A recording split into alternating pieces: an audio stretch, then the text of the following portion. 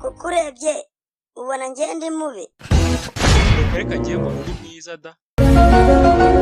None se niba ndi mwiza kuki noneho buri wese avuga ngo ndi mubi? hahiye koko. umva wowe rwose ubundi ntega amatwi, icyo ugomba kumenya ni uko utari mubi gusa.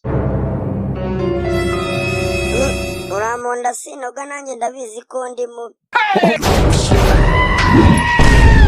Ubwo nawe ra ngiye mbona umeze neza cyane cyane nk'umukobwa w'igishega. ugize ngo Ariko njye ndi umuhungu. Muri iyi minsi rwose ngenda nibagirwa ibintu byinshi bitandukanye. None se ubundi ibibazo nk'ibyo ngibyo byatangiye ryarira? Ibihe bibazo se kandi?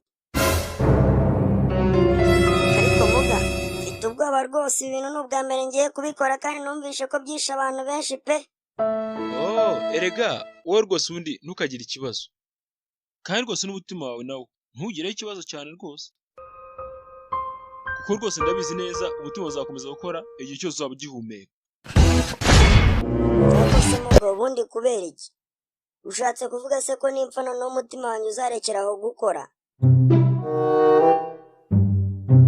Erega impamvu urimo kubera gutyo njye ndabizi neza rwose, ko nyine abantu bose nabagiye muri iri vuriro ryanjye ahangaha, umuntu umwe rukumbi rwose niwe waje kwitaba Imana ndimo ndamuhaga umutima, kandi nawe sinzi ukuntu ubuzima bwamujabutse. hahiye koko. None muga reka mwibarize, umaze kubaga abantu bangana iki? Nyine urebye wowe nyine waza kubura uwa kabiri. hahiye koko. Ariko se muga ubu koko urarebye ubona umutima wanjye ari igikinisha abana bakoresha bakina iby'abana kweri? ugize ngo Uramenye rwose sinshaka gupfa nisaziye.